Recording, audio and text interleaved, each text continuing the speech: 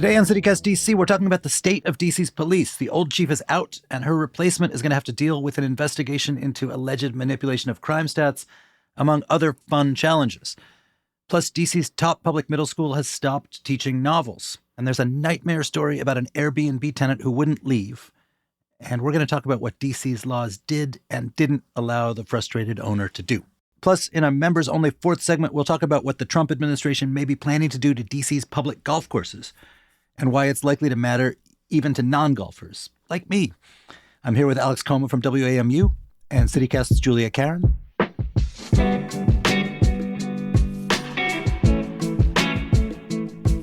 Today is Friday, December 19th. I'm Michael Schaefer, and here's what DC's talking about.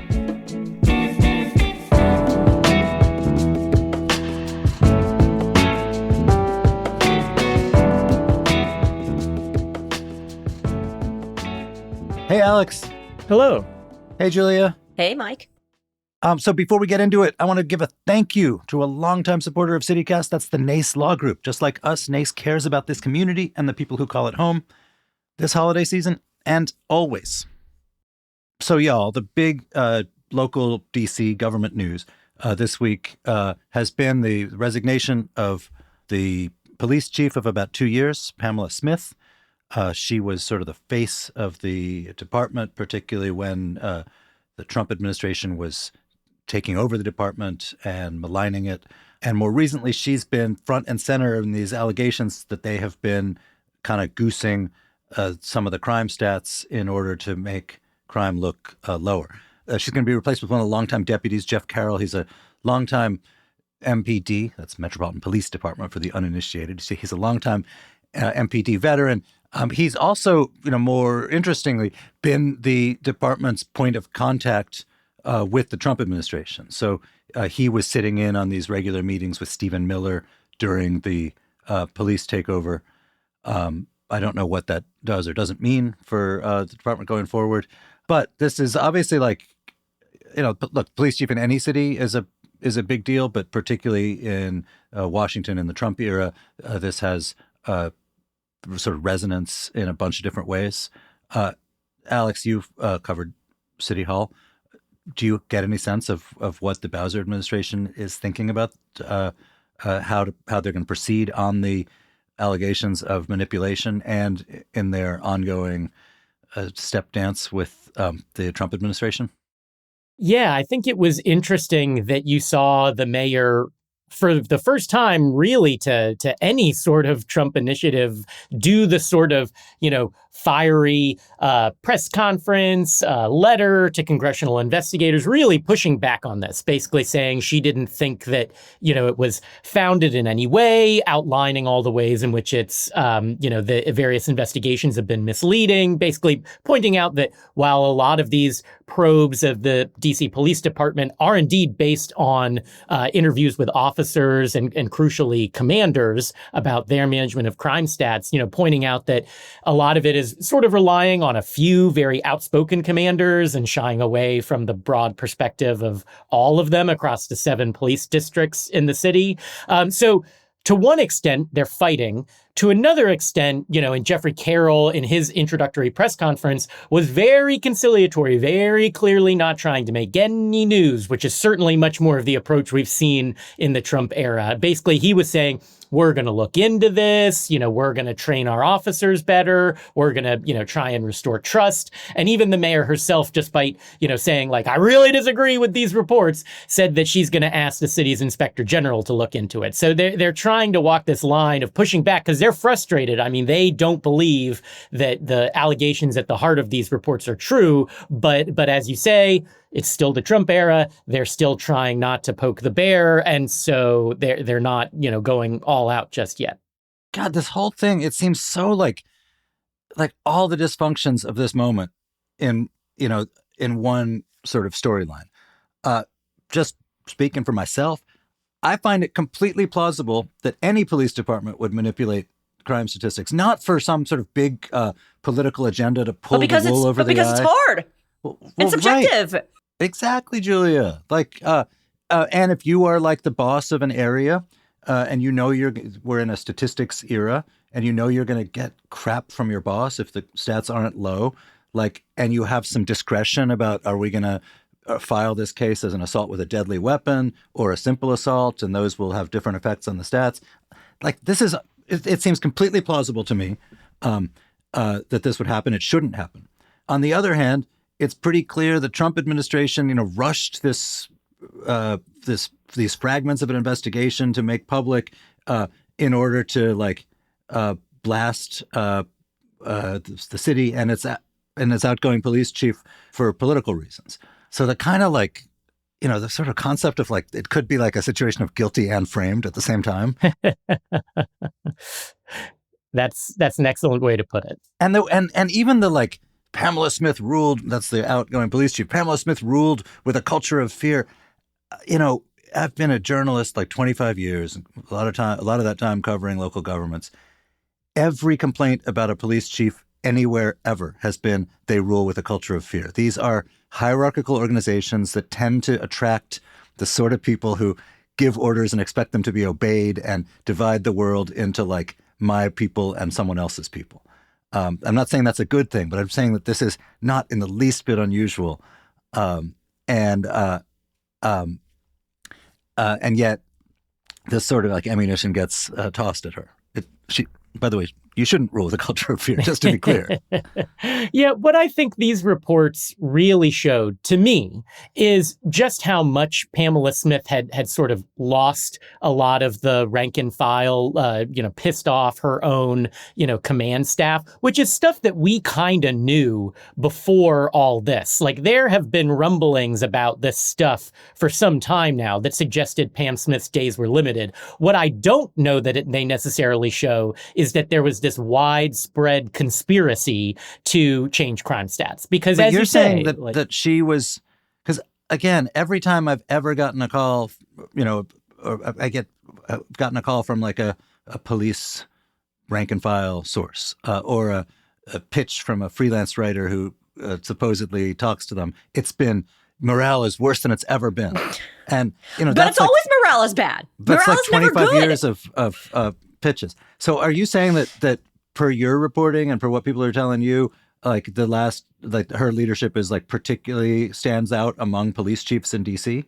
Yes, there was a lot of grumbling such that, I thought before all this Trump stuff happened, in fact, I'll tell you, before all the Trump stuff happened, we were sort of racing to try and get a story together that was sort of laying all this out because of everything that we had been hearing about dissatisfaction with the chief. You are absolutely correct that tensions with the rank and file, particularly with the police union between the chief, very natural, happens all the time.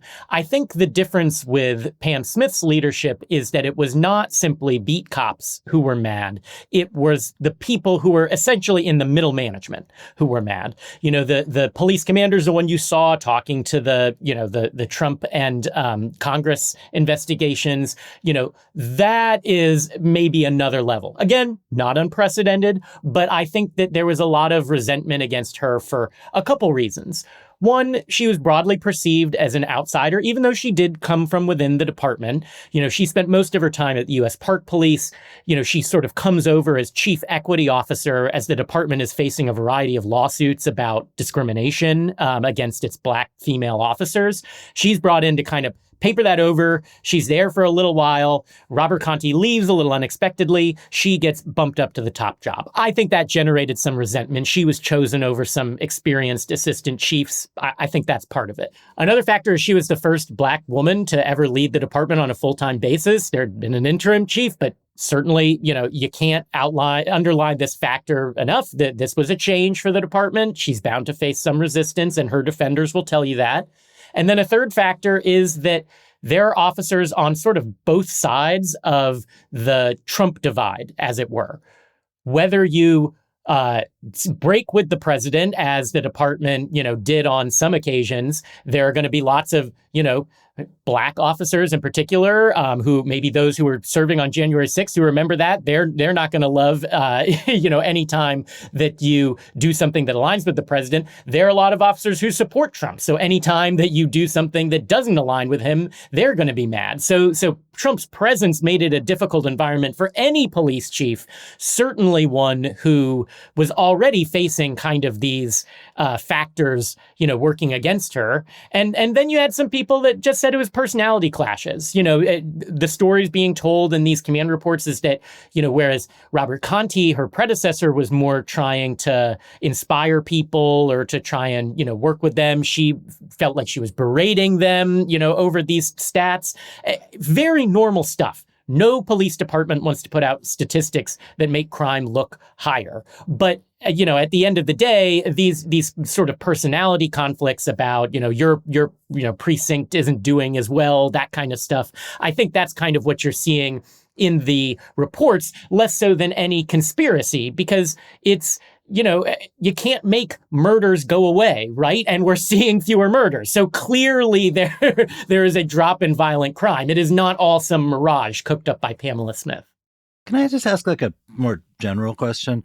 You've covered city government, and, we have the situation. This is a very liberal city. The policies that most of the citizens prefer, at least the people elected by the citizens prefer, tend to, not take a balls out approach to policing. You have the police workforce that is like a lot of police workforces, probably less liberal overall. It's also racially riven. I mean, according to testimony from Michael Fanone's memoir, the cop who was nearly killed on January 6th, portrayed this really racially riven department with where the white cops were, in his telling, pretty heavily MAGA and shunned him after he became an outspoken January 6th critic. He recounted hearing some pretty horrible things that you wouldn't want to hear from people who have guns on our streets. And you've got this other factor of the Trump administration kind of looking down their necks. The sense is they're always looking for a reason to encroach on the city or blame the city. What kind of personality, what kind of skill set would you look for someone permanently leading this kind of organization in that context? Yeah, well, I feel fortunate I don't have to make the decision. Ultimately, it will be, the next mayor who has to decide a lot of this. I think that the approach that the Mayor Bowser has chosen for now is to pick someone who, Jeffrey Carroll is pretty well regarded in both camps to an extent. He's not perfect by any means. Is he white? Is he black? Yes, he is white. Okay. Not only is he white, but he has a remarkable flat top haircut with this spate of red hair. You will not see someone like him very often. But, he was picked, I think. His race is certainly a factor. Let's be honest. I mean, the fact that it was a black female chief was not lost on the Trump people. You would hear this sort of tangentially. And so it is no mistake that this guy who, would come out of central casting for a big city police chief in the 50s was the guy who was sent to meet with Stephen Miller and the rest of the Trump gang, and who Bowser picked to sort of have one foot in that world. He's responded to, these large-scale federal events for many years. He's worked with the feds. He's familiar with people not only, in the top rung of government, but sort of in that middle rung. However, he also led the response to January 6th, which is got to be a point of friction with many of these same people. I imagine that doesn't come up too much. And he has served in, the trenches as well. He was the commander in the 3rd District for a long time. Where does that cover? Yeah, it covers some areas sort of in the middle of the city, like my neighborhood, Shaw, sort of the broad middle section of the city. And so these are places with, not just a lot of violence, but also a lot of just, sort of quality of life stuff that gets a commander's attention. And he generally got pretty high marks for doing all that. Now, I will say he was also named in a lawsuit that accused him of being involved in efforts to manipulate crime statistics down. Who's the lawsuit by? It was by a former MPD officer who, among other things, was alleging sexual and racial discrimination within the department. Sort of the stuff that got Pam Smith hired in the first place. So you can see how that kind of approach might make sense for an MPD chief in this moment. But I think the question for the next mayor will be, in a world in which the Democrats will likely control one house of Congress, I think that that's not too big a leap to take. It might be that you have less incentive to pick someone who will appease Trump because the emergency, situation is not as present. Both of the two likely mayoral frontrunners, Janice Lewis-George and Kenya McDuffie, they're police reformers, to different extents. They're not going to be looking for the same old kind of chief. Well, I think a lot of 2020 police reformers are quietly taking back their walking their stuff back a little bit. Oh, yeah. Look no further than the fact that Janice Lewis-George has already said that she would hire more cops. She said defund the police just like lots of politicians in 2020. So things have changed. But I say all that to say, these are people who are not just going to go along with, exactly what the old playbook has been. But that being said, MPD, we've had a lot of chiefs hired internally over the course of the department's history, and it may be hard to break from that pattern. It's hard to go out and find, somebody else. So can you find someone from within the department who's ready to do things differently? I don't know.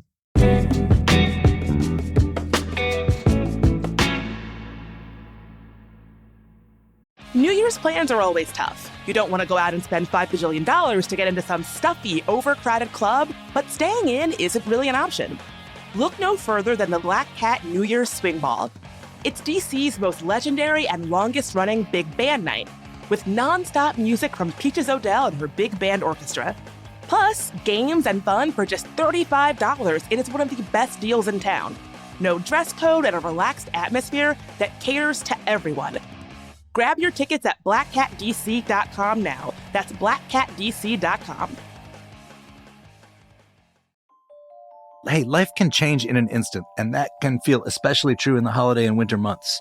One moment everything feels normal, and the next someone else's mistake turns your world upside down. That's why you need a team you can count on. NACE Law Group has been standing up for DC families for decades, fighting for neighbors hurt by medical malpractice, wrongful deaths, and serious injuries. They don't just settle quickly or push papers. They dig in, fight hard, and make sure every client gets the justice they deserve. And here's something we love. They're a longtime supporter of CityCast because just like us, they care about this community and the people who call it home. So if you or someone you care about has been hurt this season, don't wait. Call NACE Law Group. They'll stand with you, fight for your family, and make sure your rights are protected so you can focus on what matters most. Visit WashingtonDCInjuryLawyers.com. That's WashingtonDCInjuryLawyers.com. All right, so speaking of things defunded, or at least cut, there's this very sad story that I don't think has gotten nearly enough attention that's going on at Alice Steele Middle School, which is DC's top public middle school, perennially oversubscribed because so many people want to go there. My own kid went there. And this year, rather quietly, they stopped teaching any full-length novels to eighth graders. The idea is there was an opinion piece from a parent who was kind of bemoaning this that ran in the 51st.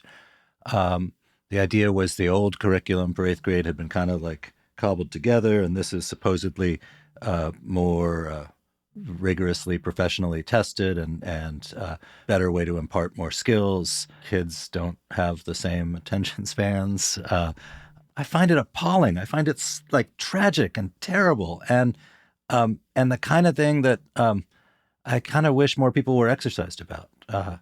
I think if we've had we've had years and years and years of real stress on sort of acquisition of basic skills that public schools, DC public schools, had pretty horrible rates of people graduating without like sort of basic levels of literacy and numeracy competence.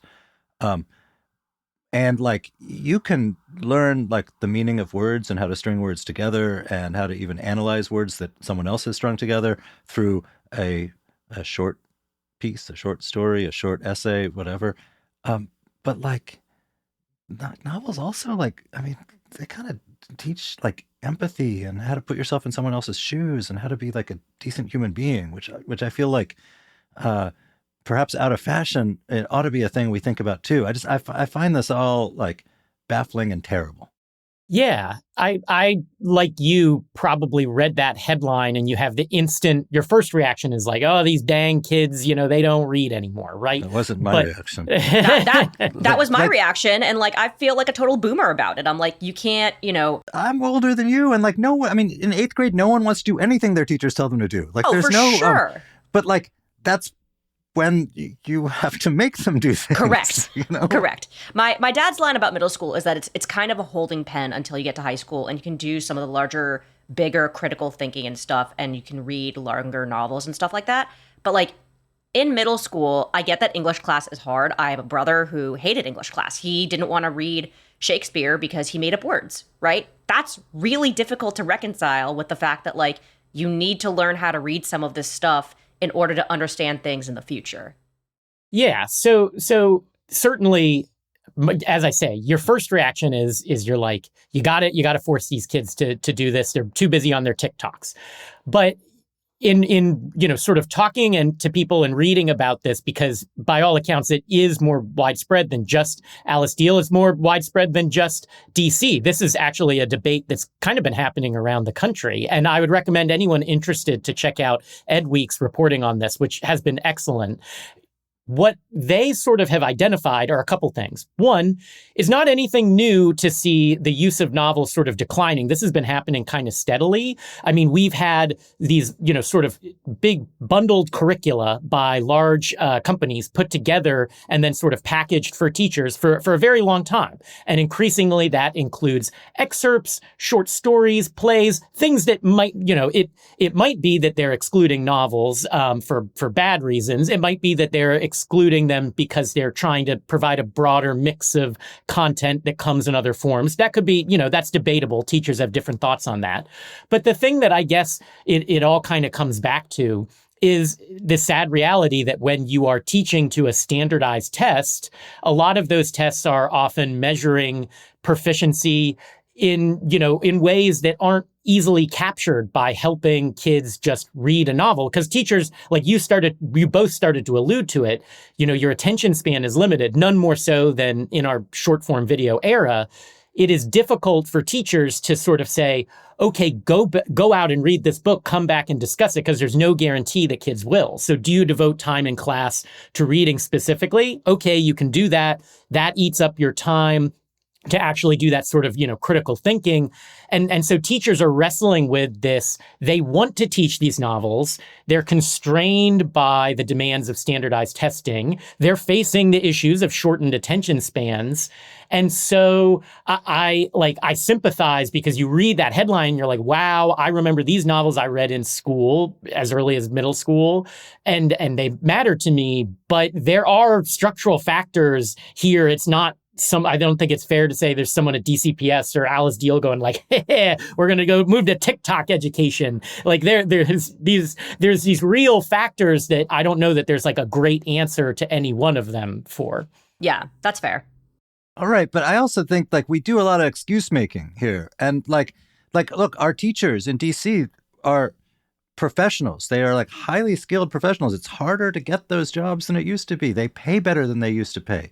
They are and ought to be treated as professionals. And you wouldn't say to your professional like pediatrician or dentist or something like, well, don't tell people to do something that's too hard, right? I feel like, yes, like we can stipulate it is more difficult to do things that demand like attention and focus now than it might once have been.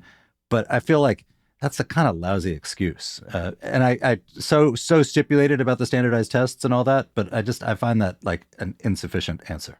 I mean, has this caught the attention of anybody in DC government, like, their Department of Education or anything, where they're like, oh, like, yes, we do have these cobbled together kind of curriculums. It is hard. Is there any way, anyone you've talked to, Alex, who has said like they're thinking of standardizing stuff and getting it out to teachers to make it easier, or not so much? I'd say it's generated a lot of outrage. I mean, that piece got both local and national attention. I think what's unclear to me is how DC will respond because, as I say, there is not an easy structural fix. Like, I think that if you went to DCPS about this, they would probably say, we've been buying this particular, set, of curricula. We can't really pivot on a dime with this stuff. And because you all measure us by these standardized tests, we feel constrained by them, which probably sucks to hear as a parent who wants to see your kid, actually reading a novel. But, the teachers would probably tell you, give us more time and space and creativity to teach, and we'll take care of that too. And they'll say, well, no, we can't really do that either. I don't know, man. I find this all like excuses. Like, why can't you turn on a dime? I understand that there's a lot of kids in the system and you need to be attentive to all of their needs. And I mean, I get the bureaucratic reasons for that, but I find it kind of insufficient because at the end of the day, you do have specific teachers in classrooms with specific kids. Yeah, I think many of them are still using novels. I don't want to say that it's every single school, but what I would say is that the argument you would probably hear back from educators is, what is more important to you? Narrowly that they are reading novels, or that we are helping entire classrooms, actually gain reading comprehension and gain the context that they need to, begin applying to more advanced reading. Like, some teachers can accomplish that just by reading novels. Others feel that if you just give out a novel for everybody to read, the readers will read it, and then sort of the kids that are lacking in reading comprehension or motivation or a good home environment, blah, blah, blah, down the line, they just won't. And then they get increasingly left behind. So now you're not really building reading comprehension among the whole class. Like, I don't know. I think it sucks. There's not one great answer to this. I came into this story really thinking I loved reading. I would just come in and I would just say yes, of course we should be reading novels. But the more I read about all of this, I find myself sympathizing in that it seems no matter which way you turn, you're pissing someone off or leaving someone behind. It doesn't seem awesome. I mean, I think at the end of the day, we have mayoral control over schools in DC. We're having a mayoral election next year. And at a certain point, someone at the top can send a message, and using the rather large number of kids who come from difficult home environments, don't have high literacy coming in, using them as a reason why the other kids don't get novels. This is all, it is devilishly hard to run a school system in a city of enormous cultural and economic chasms. But I do think it's a thing where a message from the top would maybe help break some of those log jams. That said, I don't. If I was a political advisor, I probably wouldn't be advising my candidate to run for mayor on a novels for eighth graders platform. No. Well, but I will say, I mean, it may not be novels, but this is an election that will, likely pit Janice Lewis-George, who favors greater, oversight of schools, less mayoral control, and Kenyon McDuffie, who has been a staunch supporter of mayoral control, in line with Mayor Bowser, running against each other. It will not surprise me at all to see fights about this pop up.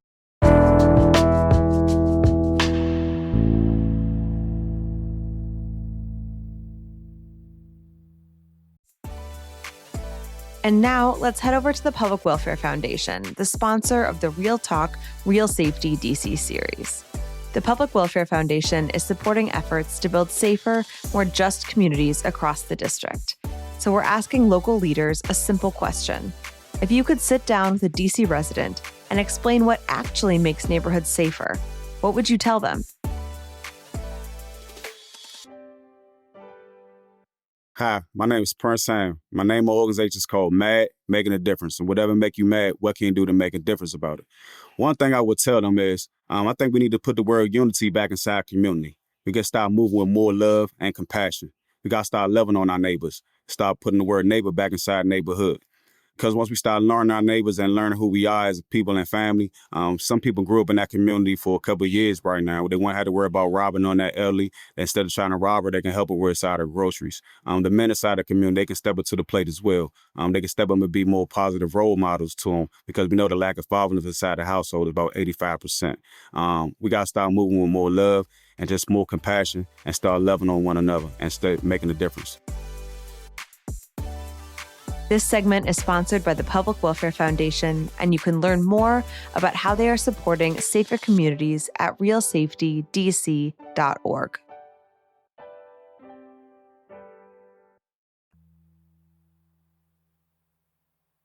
Okay, another subject of Julia's particular obsession this week, the DC Airbnb nightmare, and what it means, even if you are not an Airbnb renter in DC or rentee.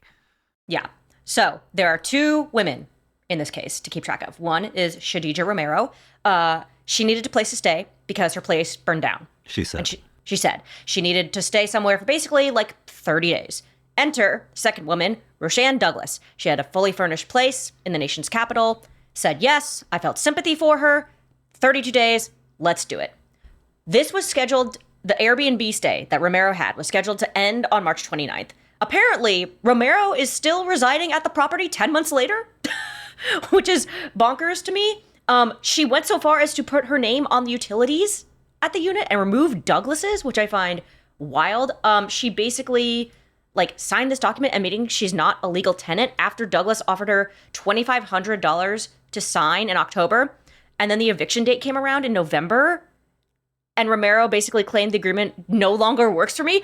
This is actually my nightmare. This is my nightmare of I offer my place up to someone and then it's 6 months later and they're still there. I can't. All right, but look, a lot of people would say, well, okay, someone negotiates with you or through a third party like Airbnb to rent a place. They pay you, they stay there. And then if they stay beyond what they've paid for or they stop paying or whatever, you can just kick them out. But under the laws in DC, you can't just kick them out. Correct. It is a little bit harder to do that. Hold on one second. So there is this thing in DC. It's called the Emergency Rental Assistance Program. It's called ERAP for short.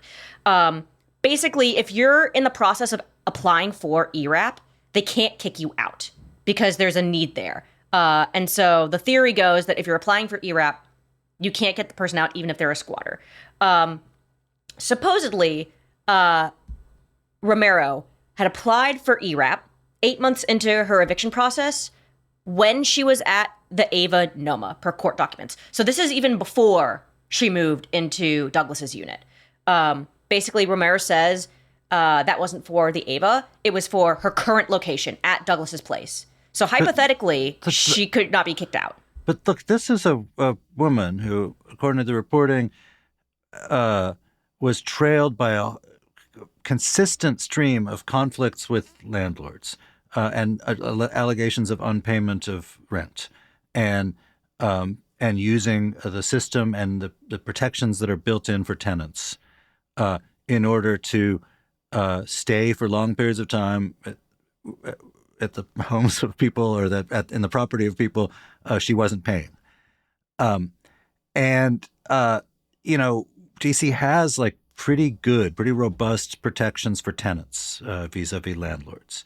And these periodically draw criticism. They say it winds up driving up the cost of housing because landlords have to price in people not paying. The laws are written based on the assumption that people are decent human beings who sometimes fall on hard times. And here you have a situation where at least per the stories I've read, this was a highly indecent situation. A person who was doing insane crap. So there's court records that were revealed that basically there were two other eviction notices from two other DC properties. Apparently there was a $35,000 debt unpaid in rent at the Jameson at Dakota Apartments. And then there was $50,000 in back rent at the Ava in Noma. That's $85,000 in rent that's owed. That's wild.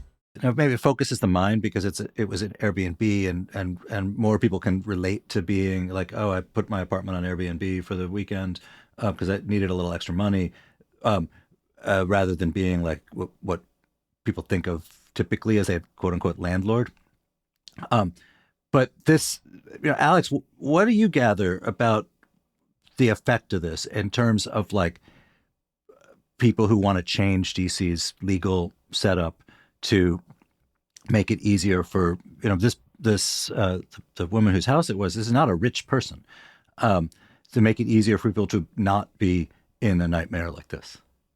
Well, the first thing I'll say is that they have already made some changes that would have addressed like this exact situation. So you mentioned that a lot of the previous eviction proceedings were sort of held up by the fact that she was applying for rental assistance. That was a COVID era rule where the idea was, we think it's likely people are going to get this money. There's a lot more of it out there. We shouldn't be evicting people before they're through the process.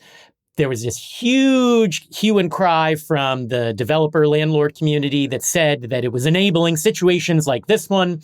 They successfully persuaded the council to make it much easier to evict people and sort of not wait as they're applying for ERAP. Because, of course, the mayor and the council have also slashed the amount of rental assistance money available. There's less to go around. There's less likelihood you're going to get it.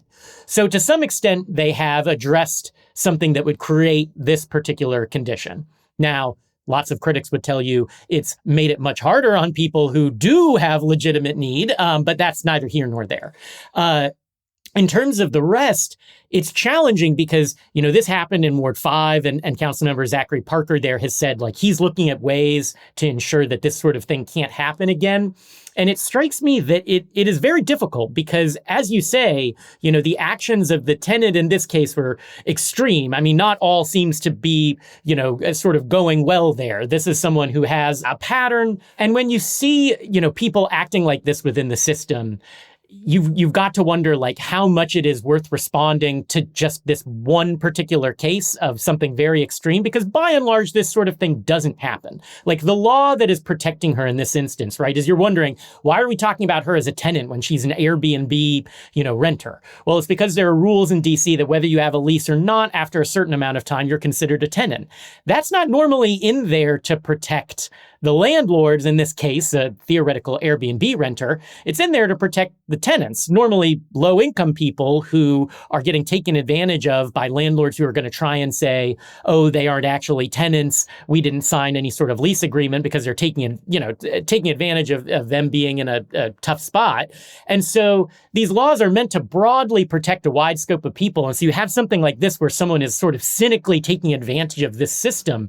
I don't know, what exactly you can do. I think that it's clear the council will look at it. They've shown a willingness to try and address this. But at the end of the day, it took a long time. This, woman who owns the house was able to get the courts to come through on her side and declare this apartment's hers and get this woman out of there. But it's months and months and months of not being paid. And I don't know about you, but like, I don't know if I could go down. I think this person, the rent was like $3,000 a month on this house. I don't know if I could suddenly have like $3,000 I was counting on month after month not showing up in my bank account before like I start to worry about paying my mortgage and so on. So like the fact that it all worked out for her like within a year seems like, it's not. At one point she got the person out of her house, changed the locks. Then a couple days later, neighbors calling her like she's back. She had come with the police who let her into the place where she rechanged the locks again. Yeah, believe me, I don't deny how bizarre this story is. I guess the question that the DC council and the mayor will need to answer is, how widespread is this? How much do we need to target the law for something that happens relatively infrequently versus something that would affect an entire class of people who are already, like under threat from, landlords, i.e. low income renters who these protections are designed for? Are you making changes for these few rare exceptional circumstances that get our attention because they're on TikTok, because they're on the local news, versus undermining protections for thousands upon thousands of tenants. They need to answer whether there are specific things that they can change in here that will make things better for a few landlords versus making them worse for a lot of tenants. Yeah, you're totally right. Although I would think you got to factor in another thing, which is like for individual people who own like a house, not companies. The notion that like I could be, that this tenant I'm renting my house to could stay forever, even if I decide to sell the house, even if whatever, and I'll eventually have to pay them cash to go away. That I suspect keeps a certain number of people from renting out their houses, which is to say it enforces the housing scarcity that we also talk about as a huge issue. So I think that's like, again, without prescribing how people ought to come down in it, that should be part of any calculation on this too. Like should be encouraging people to make housing available. Yeah, I mean, I am not in a position to become an Airbnb renter anytime soon, but I guess the overall takeaway from this is a lot of this started when the owner stopped accepting payments through the Airbnb platform and was just like, oh, hey, I'll work things out directly with you. She thought she was doing this person a solid. Right, which is like a very natural human reaction, right? But I guess the lesson is you can't do that because you truly never know.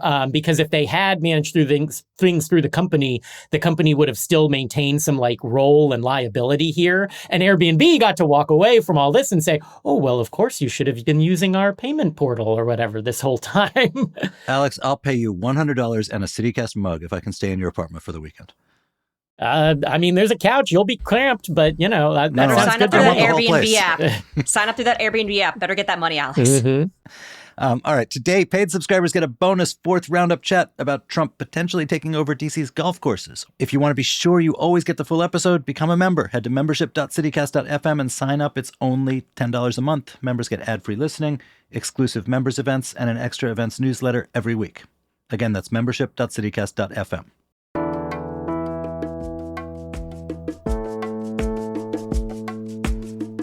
And that's all for today here on CityCast DC. Our production team this week was Annie Reese, Julia Karen, and Ash Durbin.